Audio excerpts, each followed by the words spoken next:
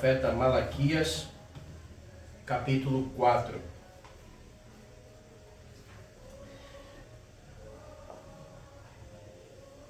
A princípio, nós vamos ler os versículos 2 a 4. Malaquias, capítulo 4, versículos 2 a 4. Leamos. Mas para vós, os que temeis o meu nome, nascerá o sol da justiça, trazendo curas nas suas asas. E vós saireis e saltareis como bezerro da estrebaria. E pisarei os ímpios, porque se ficarão cinza debaixo das plantas de vossos pés, naquele dia que preparei, diz o Senhor dos Exércitos. Lembrai-vos da lei de Moisés, meu servo, a qual lhe mandei em Horebe para todo o Israel, a saber, estatutos e ordenanças. Antes de nós continuarmos nesse texto aqui de Malaquias, que para nós a parte importante que eu gostaria de frisar é o versículo 2, onde diz: vós os que temeis o meu nome. E eu gostaria de falar sobre essa ideia de temor aqui. A palavra temor, ela significa respeito, reverência, seriedade. Quando você especialmente está lidando com Deus ou com as coisas de Deus. O Senhor sempre exigiu do seu povo, daqueles que estão adorando, essa reverência, essa dedicação, esse respeito quando nos aproximamos dele, quando falamos dele, quando realizamos as suas obras. Então, Deus está exigindo esse temor, essa reverência. E no versículo 2 ele diz: para vós que temeis o meu nome. Se você observar, talvez a sua Bíblia como a minha comece: mas para vós, talvez outra versão diga, porém para vós. Ele está fazendo um contraponto aqui. Quando ele diz mas para vós, porém para vós, ele está dizendo, para vocês é diferente. Vocês quem? Os que temem o meu nome. Então, o que é diferente para os que temem o nome? Ele diz aqui que para esses que temem o nome, nascerá o sol da justiça, trazendo cura nas suas asas, e estes sairão e saltarão como os bezerros que são soltos do curral e vão para o campo. É uma sensação de liberdade, aquela sensação de que você está saindo de um lugar não tão bom, não é? E está indo para um lugar gostoso, um lugar que vai trazer boas coisas para você. Ele diz, vocês sairão e saltarão de alegria como os bezerros que saem da estrebaria ou do curral. Saltarão de alegria, então está oferecendo algo bom. Além do sol da justiça que traz cura nas suas asas. Para vocês que temem o meu nome. Então, se ele está fazendo um contraponto, é porque existe uma outra classe de pessoas. E pela lógica do versículo 2, se essas bênçãos são para os que temem o nome do Senhor, logo, aqueles que não recebem isso são aqueles que não temem o nome do Senhor. E esse temer é o ponto, que significa, eles não reverenciam o nome do Senhor. Eles não respeitam o nome do Senhor. Eles não honram o nome do Senhor. Só aqueles que respeitam e reverenciam a Deus receberão essa bênção aqui descrita no versículo 2. Mas quem são esses? Bem, falar um pouco sobre o livro do profeta Malaquias, uma pequena síntese, né? Se assim podemos dizer. Se você observar comigo no capítulo 1, versículo 1, eu não vou falar muito aqui sobre o contexto histórico do livro, que eles tinham voltado do cativeiro babilônico, o templo estava destruído, eles estavam dizendo que não tinham um templo para adorar a Deus, e aí Deus então ordena que eles comecem a reconstrução, eles têm aquelas dificuldades para reconstruir, por fim eles têm o templo reconstruído, as coisas estão funcionando, mas o problema então já não é a falta de templo, o problema agora é a maneira como eles estão adorando a Deus. Então Deus envia o profeta Malaquias para adverti-los. Capítulo 1, versículo 1, começa dizendo que na minha versão diz, a palavra do Senhor a Israel. Talvez numa versão mais antiga vai dizer, oráculo do Senhor. Ainda a outra vai dizer, peso do Senhor.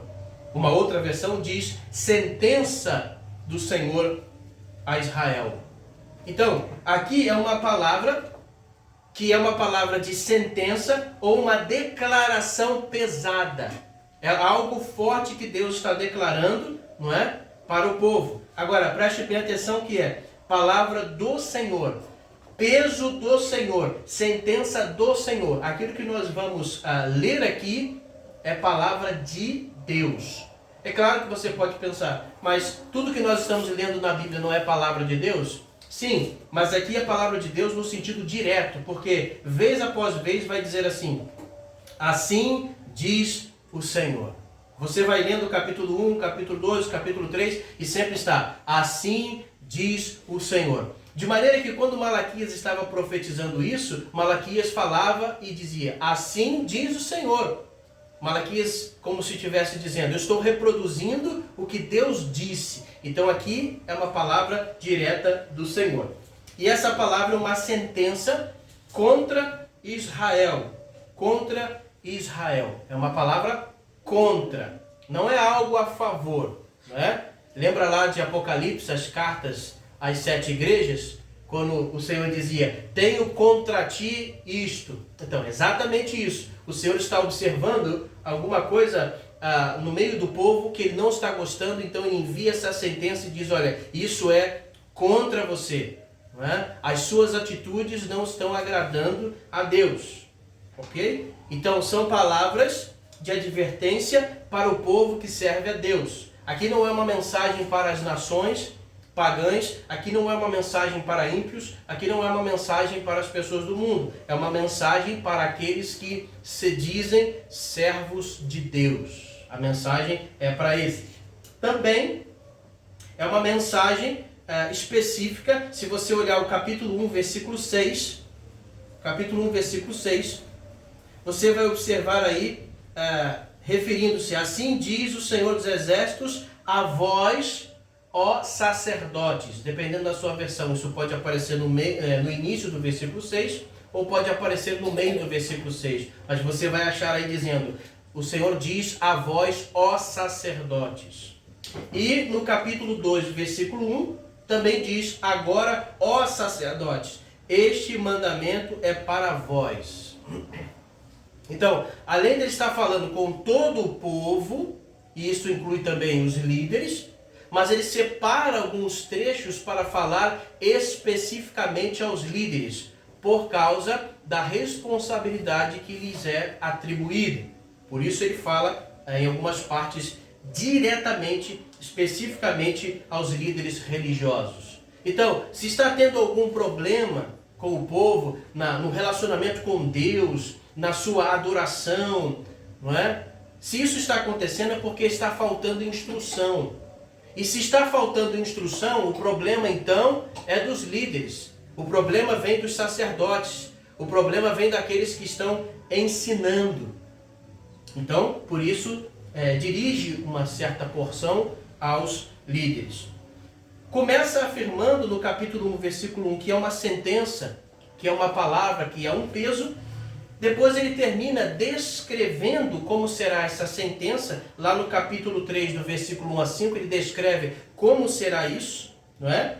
E depois ele confirma, lá no capítulo 4, versículo 6, a última parte, o finalzinho, né? Ele diz: para que eu não venha ferir a terra com maldição.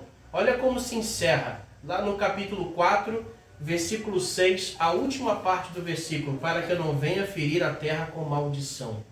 Então ele começa falando no capítulo 1 que é uma sentença, que é um peso, e ele termina no capítulo 4 confirmando que esse peso é um juízo que ele virá sobre todos com maldição. E ele descreve, obviamente, no decorrer como será isso. Ele chama de terrível dia que virá ardendo como fogo. Não é? Se nós observarmos capítulo 4, versículo 1, pois eis que aquele dia vem ardendo como fornalha. Então ele está dizendo que é uma palavra dura, ele está descrevendo como vai ser e está confirmando que ele virá para castigar. Algo realmente sério, não é?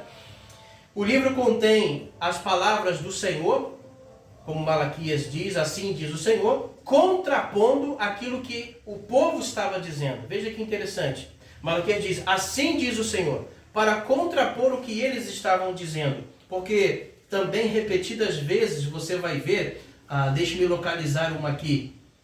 No capítulo 6, por exemplo, não é? No finalzinho ele diz assim, vós dizeis. Não é? E se você continuar lendo, você vai ver que isso se repete. Vós dizeis. Vocês estão dizendo assim. Vocês estão dizendo daquele jeito. Vocês estão dizendo dessa forma. Vocês estão dizendo isso ou aquilo. Mas assim diz o Senhor. Então, é aquilo que Deus diz, contrapondo aquilo que eles estão dizendo. É interessante. Porque Deus sabe bem o que eles andam dizendo. Eles estão falando e Deus está prestando atenção. E aquilo que eles estão falando não é agradável a Deus, primeira coisa. Segundo, aquilo que eles estão falando é injusto e não é correto. Eles estão errados, estão equivocados. Então Deus entra e diz, olha, não é bem assim. E Deus vai explicar. O Senhor demonstra com fatos passados e presentes 3 coisas que Deus vai mostrar. Com fatos passados, vai contar relatos passados e vai falar de coisas presentes que estavam acontecendo. E Deus demonstra 3 coisas. Primeiro, que eles estão errados nas suas conclusões. Claro, eles estavam chegando a algumas conclusões e Deus está dizendo, isso está errado. Vejamos, capítulo 1, versículo 2. Eu vos tenho amado. O Senhor diz, eu sempre amei. Capítulo 1, versículo 2. Sempre amei. Mas vós dizeis, em que nos tem amado? Como se dissesse, qual que é a prova do seu amor? Olha bem, a conclusão deles estava errada. Eles estavam achando que Deus não os amava. Queriam uma prova. E às vezes a prova que nós queremos é baseada no nosso interesse. Imagina um pai que educa seu filho, que cuida do seu filho, que provê o alimento para o seu filho, não é? Que está fazendo tudo para o seu filho, e ainda assim esse filho diz, mas o Senhor não me ama. E o pai diz, mas como que eu não me amo? O Senhor não me deu aquele brinquedo mês passado. Então ele julga que o pai não ama porque o pai não realizou um capricho dele, ou porque o pai não fez aquilo que ele queria. Mas nem por isso o pai está deixando de amar. Porque todo dia que o pai cuida do filho, educa, ensina, provê as necessidades, isso é uma prova de amor. Mas nós, como seres humanos egoístas, nós queremos estar sempre recebendo coisas. Agora, o interessante é que eles estavam passando por um período que viria realmente de dificuldade, mas isso era consequência dos atos errados deles, e não da falta de amor de Deus. Às vezes nós falamos, por que Deus permite isso? Por que Deus permite aquilo? Se Deus é tão bom, se Deus é amor, por que Ele está permitindo isso? Mas em vez de pensar que é falta do amor de Deus, por que não pensar que é erro seu e consequência das suas atitudes erradas? Mas é muito mais fácil falar, Deus não me ama, Ele está permitindo que aconteça coisas erradas. Imagina que coisa estranha. Mas as conclusões deles eram erradas. Capítulo 2, versículo 17. Tendes enfadado ao Senhor com vossas palavras, e ainda dizeis, em que o havemos enfadado? Nisto que dizeis, qualquer que faz o mal, passa por bom aos olhos do Senhor. E desses é que ele se agrada. Ou, onde está o Deus do juízo? Veja bem, eles chegavam a essas conclusões. Eu acho que Deus atenta mais para aquele que é mau, para aquele que faz coisa errada. Onde está a justiça de Deus? Por que eles diziam isso? Porque eles observavam as pessoas do mundo que não serviam a Deus, as outras nações pagãs que adoravam ídolos, e eles estavam olhando para eles e queriam uma coisa que eles tinham. O que você acha que é? Senão a sua riqueza e prosperidade. Então, olhava para as pessoas do mundo e via a vida delas próspera e dizia, Deus gosta mais deles. Está vendo? Eles é que estão sendo abençoados, eles é que estão recebendo a atenção de Deus. E o Senhor está dizendo, vocês estão me cansando com essas palavras. Esse raciocínio de vocês está errado. Veja que coisa interessante. Onde está o juízo de Deus? Deus não faz justiça. Se eles realmente estão errados, por que eles não perecem? Por que algo de ruim não acontece com eles? Veja, são questionamentos de quantos anos atrás? Quando o livro de Malaquias foi escrito, antes de Cristo. Não são os mesmos questionamentos que as pessoas fazem hoje? Você conhece alguém, trabalha com alguém, estuda com alguém, não é? Tem até um familiar que não serve a Deus e você acha que a vida dele está boa por causa das posses que tem, por causa da prosperidade, por causa das conquistas materiais. E você acha que aquilo é uma bênção. Enquanto você que está servindo a Deus não tem essas coisas e você começa a questionar. E aí tudo parece estar dando certo na vida deles e você diz, mas qual que é a justiça? É como se servir a Deus fosse sempre receber todas as coisas desse mundo. Mas lembra que eu comecei falando de Hebreus. A vocês foi dado um reino que não se pode abalar. O que ele está dizendo? Todos os reinos desse mundo serão abalados. É só ver 2 Pedro capítulo 3. Aqui vai ficar só cinzas. Mas a vocês está sendo dado algo que dura para sempre. E as pessoas do mundo não receberão isso. Só que nós, muitas vezes, não ficamos satisfeitos com isso. E por aí vai, no capítulo 3, do versículo 13 a 15, eles também chegam à conclusão errada. Está vendo? Veja o capítulo 3, versículo 13. As vossas palavras foram agressivas para mim, diz o Senhor. Mas vós dizeis, que temos falado contra ti? Vós tendes dito, inútil é servir a Deus? Que nos aproveita termos cuidado em guardar os seus preceitos e andar de luto diante do Senhor dos Exércitos? Ora, pois nós reputamos por bem-aventurados os soberbos. Também os que cometem impiedade prosperam. Sim, eles tentam a Deus e escapam. Olha a conclusão que eles chegam. Eles ofendem a Deus, eles não estão nem aí para Deus, e estão prosperando e nada de mal acontece com eles. E para nós, temos guardado, temos conservado, temos obedecido, isso não leva a nada. Qual que é a consequência disso aí? Se a ideia deles está errada e equivocada, logo suas práticas também estarão.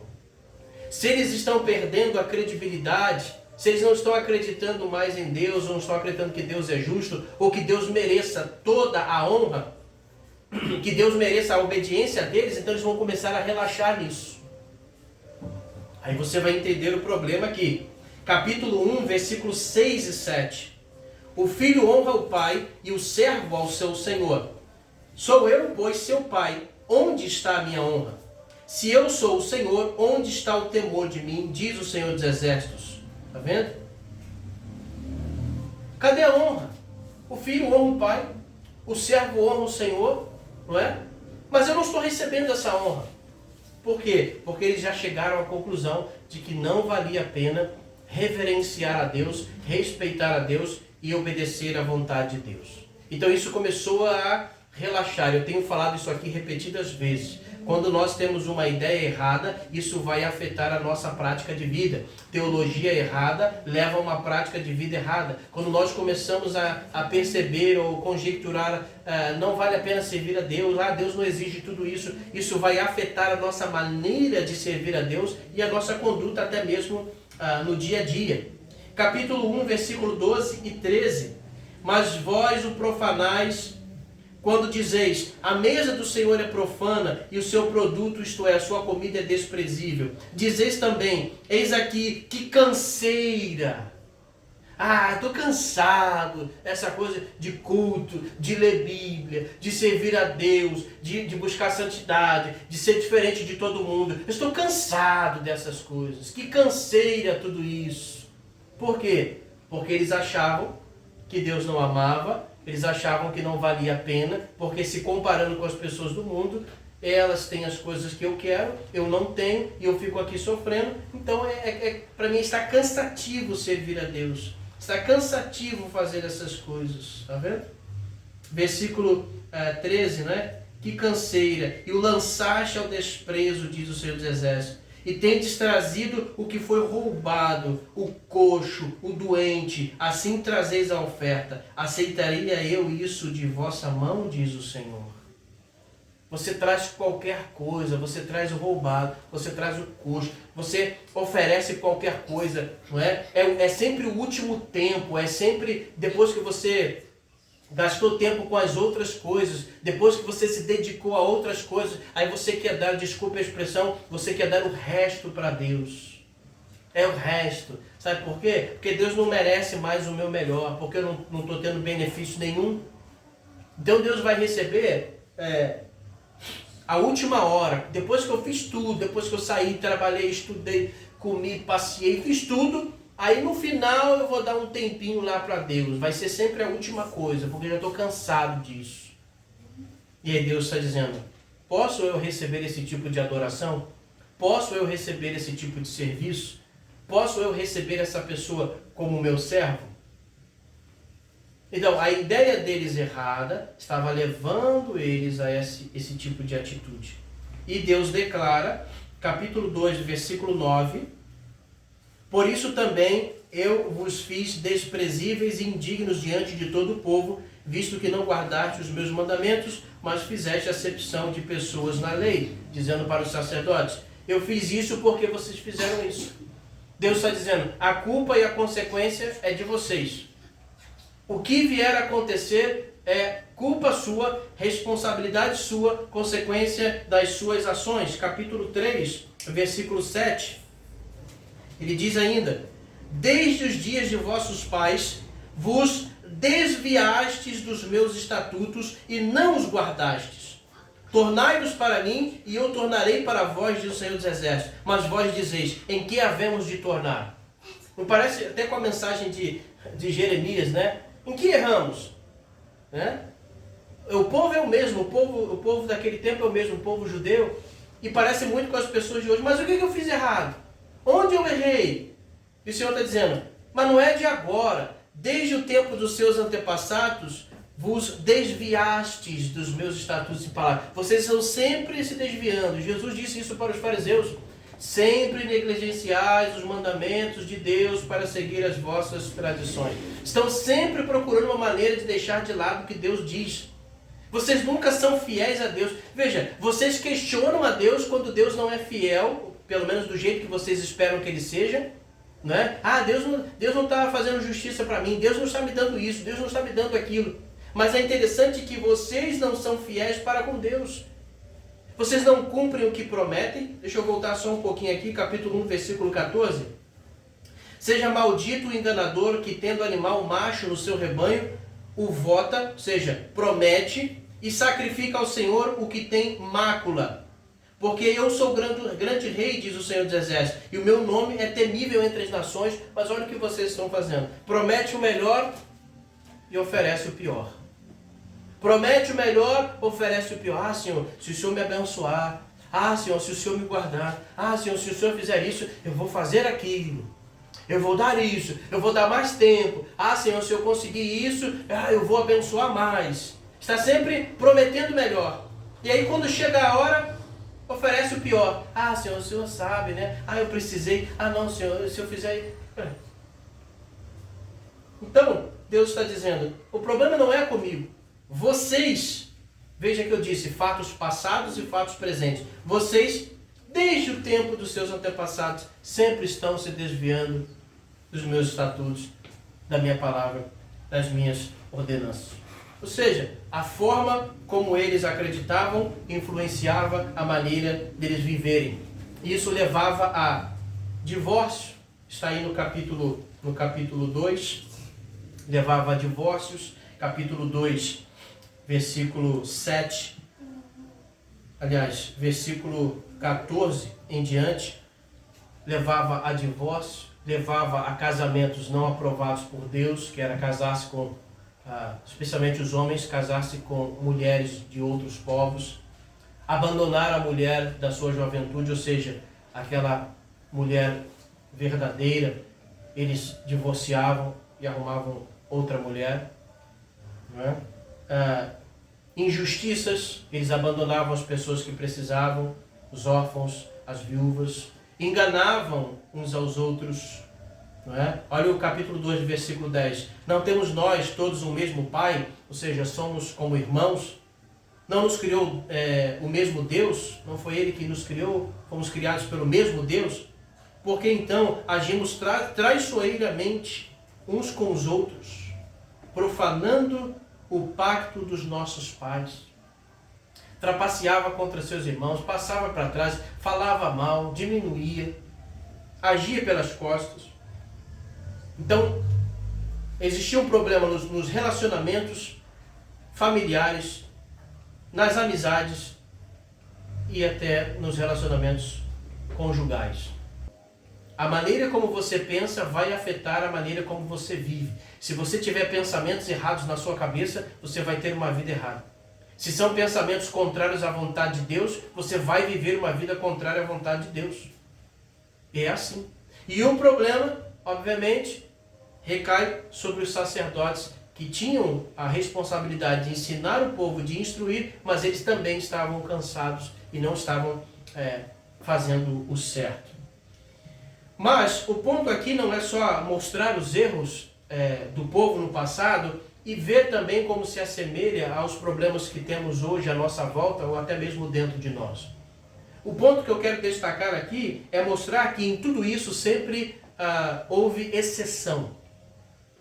Sempre tiveram aqueles que não se deixaram levar pelo desvio, aqueles que não se deixaram cansar, aqueles que procuraram a todo custo reverenciar o nome do Senhor. Por isso que no capítulo 4, versículo 2, mas para vós que temeis o meu nome. Que quando nós olhamos à nossa volta, parece que muitas pessoas estão negligenciando as coisas de Deus, banalizando as coisas de Deus. Eu sei que existe isso, mas também existem aqueles que temem o nome do Senhor. E a minha esperança, o meu desejo é que nós sejamos contados dentre aqueles que temem o nome do Senhor. O objetivo é esse. Os problemas existem, mas eu quero mostrar que a solução também existe. E o Senhor aponta aqui qual é a solução. Se eu não sou do número dos que temem ao Senhor, como ser? Se eu sou, como continuar sendo? É isso que interessa para nós. Então, vamos ver isso aqui. Da mesma forma que no capítulo 4, versículo 1, o juízo viria sobre todos eles como fornalha, como fogo ardente para consumir a todos, da mesma forma, o dia do Senhor não seria só um dia de destruição ou desastre. Seria para os que estão fora da vontade de Deus. Mas o mesmo dia seria um dia de alegria, porque também para eles, naquele dia, para os que temem ao Senhor, nasceria o sol da justiça, trazendo cura. Talvez na sua versão esteja salvação debaixo das suas asas, libertação. E vocês sairiam e saltariam como os bezerros, vocês estariam alegres. Não é? E o versículo 3, e também pisariam os ímpios, porque Deus tornaria os ímpios como pó. Todos aqueles que são contra Deus não seriam e não serão um empecilho para os que querem servir a Deus. Às vezes nós ficamos preocupados, não é? com os ímpios. Eles não podem nos impedir de servir a Deus. Um dia eles serão como cinzas no chão e nós passaremos por cima, quando chegar o dia do Senhor.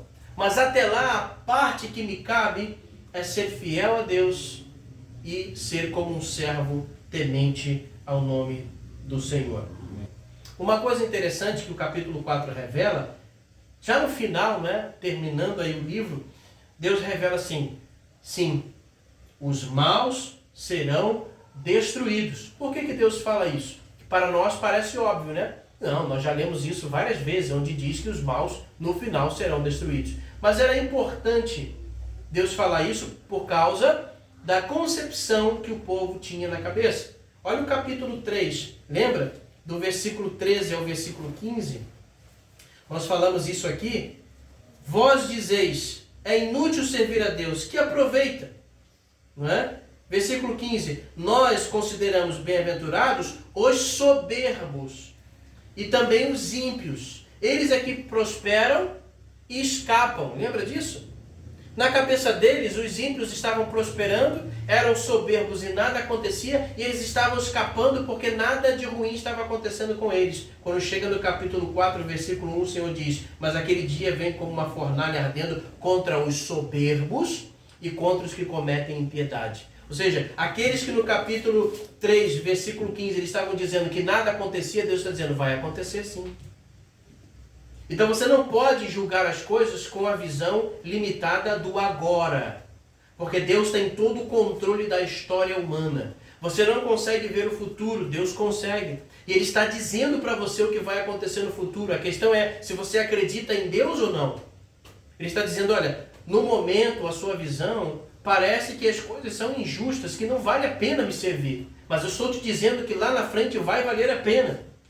E aí onde entra a questão da fé. É você acreditar nas coisas que ainda não chegaram, aquelas que você não consegue ver. É ter convicção disso. Se Deus disse, então esse dia vai chegar. E agora, eu posso às vezes ser tentado a olhar para a vida do ímpio e desejar ser como ele ou estar onde ele está. Mas se eu tivesse como ter uma pequena visão do futuro, eu mudaria de ideia e pensaria, não, eu não quero ser como esse ímpio e não quero estar no lugar onde ele está. Porque eu sei que o final não vai ser nada feliz. Não vai ser nada bom. Isso não é diferente, por exemplo, do Salmo 73, onde o salmista Asaf também disse, meus pés quase escorregaram. Eu quase caí. Por quê? Porque eu comecei a olhar para a prosperidade dos ímpios. Comecei a ver o que eles estavam conseguindo e aí quase eu caí. Mas eu fui para o templo, eu fui consultar o Senhor e vi, depois você lê em casa o Salmo 73, Asaf dizia, eu vi o destino dos ímpios, então eu mudei de ideia. Agora eles podem aparentemente estar bem, mas eu vi o destino deles e eu não quero a mesma coisa. Então a alma dele ficou em paz, ele ficou tranquilo, ele não escorregou mais. Então veja que isso mostra a tendência do ser humano, especialmente daquele que está servindo a Deus. Tem essa tendência de pensar em algum momento, será que vale a pena todo o esforço? Porque nós somos materialistas e nós somos do agora, não é? Nós não temos essa perseverança, nós não temos essa fé tão forte e essa convicção de viver pela fé, acreditando no que virá pela frente. Nós gostamos das coisas já. Então, se nós não estamos recebendo bênçãos agora, se nós não estamos vendo saída agora, a nossa tendência é desistir, é achar que não vai mudar. Então, Deus está dizendo, sim, os ímpios serão castigados. Não é olhar para a vida deles agora, não é olhar para a sua vida agora e achar que as coisas não estão sendo justas. Deus está deixando os que não servem a Ele enriquecer, prosperar, serem felizes, e nós estamos aqui sofrendo. Não. Você está no meio da tempestade. Quando isso passar, você vai receber a sua bênção e os ímpios vão perecer. Deus conhece aqueles que são fiéis e os que não são. Paulo disse isso em 2 Timóteo capítulo 2, versículo 19. O Senhor conhece os que são seus. E em 1 Pedro capítulo 3, versículo 12, o apóstolo Pedro cita Salmo 34, 15, que diz, porque os olhos do Senhor estão sobre os justos, e os seus ouvidos atentos às suas orações. Os olhos do Senhor estão sobre os justos. Ele está vendo o que está acontecendo. E os ouvidos dele atentos às orações. Deus sabe. Por isso é que quando chega aqui no capítulo 3 de Malaquias, versículo 16, olha que coisa interessante. Então, aqueles que temiam ao Senhor falavam uns aos outros. E o Senhor atentou e ouviu. E um memorial foi escrito diante dele, para os que temiam ao Senhor e para os que se lembravam do seu nome. Aquela maioria que não honrava o nome do Senhor, que não respeitava o nome do Senhor, que não temia o nome do Senhor, estava ali. Mas lá no meio tinha também os fiéis, aqueles que falavam uns com os outros. Veja, aqueles que estavam se encorajando, dizendo, não, vamos ser fiéis a Deus. O povo está oferecendo qualquer coisa. Os sacerdotes não reclamam. Estão lá recebendo animais coxos. Eles não estão ensinando a lei como devia. E eles não se deixaram levar por isso. Ah, mas se o povo está assim, mas se o sacerdote também não está nem aí, por que nós vamos querer ficar fazendo caso? Não, eles ficavam falando uns com os outros. Vamos nos manter firmes, vamos ser fiéis. E enquanto eles estavam se encorajando uns aos outros, o Senhor estava vendo a atitude deles e o Senhor estava ouvindo o que eles estavam falando. Os senhores são esses. E olha o que o Senhor fez para eles, um memorial. Eles seriam lembrados diante de Deus. Isso lembra muito as 7 cartas de Apocalipse e as bênçãos para a igreja fiel. Escreverei um nome novo, darei o nome do meu Pai, uma pedrinha branca que não poderá ser apagada, farei de você coluna na casa de meu Deus e você não será removido de lá. Então veja, você será lembrado. Imagina, quando chegar o grande dia e você ouvir aquela voz dizendo, vinde bendito de meu Pai. Você, ó fiel, você, ó mulher perseverante, olha que coisa bonita, e você adentrar nos céus e ser lembrado, lá vem ele, lá vem ela, que com a graça de Deus e convictos pela fé no sangue do Cordeiro, perseveraram. O chamado é, sejamos perseverantes. E capítulo 4, versículo 4. Para esses o Senhor diz, olha, para vós que temeis o meu nome, nascerá o sol da justiça, trazendo cura nas suas asas, saireis, saltareis como bezerro da estrebaria. Muito bom. Mas veja que não para por aí. No versículo 4, ele diz o seguinte, lembrai-vos da lei de Moisés, meu servo, a qual lhe mandei em Horebe, para todo Israel, a saber, estatutos e ordenanças. Para quem queria se tornar temente a Deus, buscar a instrução de Deus. Para aqueles que já eram e que precisavam continuar sendo, ele diz, lembre-se sempre da lei que eu dei a Moisés. Lembre-se sempre das instruções da palavra do Senhor. Então, se eu quero ser temente a Deus, se eu quero continuar sendo temente a Deus, mesmo com tudo que está acontecendo à minha volta, eu preciso guardar a palavra de Deus. Eu preciso me lembrar dela. Eu preciso aprender os estatutos, os mandamentos, o que Deus espera de mim, no nosso caso como cristão, e aplicar o que Jesus ensinou, o que os apóstolos ensinaram, o que estão esperando, o que as Escrituras esperam de mim. Faço isso, então eu serei temente a Deus. Pratico isso, então eu continuarei a ser temente a Deus. Para concluir, algumas reflexões para nós. Não querer saber, preste atenção, não querer saber o que Deus quer é escolher errar. Não querer saber o que Deus quer é escolher errar. Quando você não procura saber o que Deus espera de você, você já está fazendo uma escolha de errar. Ah, mas eu errei porque não sabia. Mas você não sabia porque não quis saber. Procure saber o que Deus quer. Procure saber se a adoração que você está prestando a Deus é o que Deus quer. Procure saber se a vida que você está levando é o que Deus quer. Procure saber se a forma de casamento que você está é a forma que Deus quer. Procure saber se a forma de constituir família e criar os filhos é a forma que Deus quer. Procure saber se a forma de serviço, de trabalho, de estudo que você está tendo é a forma que Deus quer. Porque você vai errar se não for.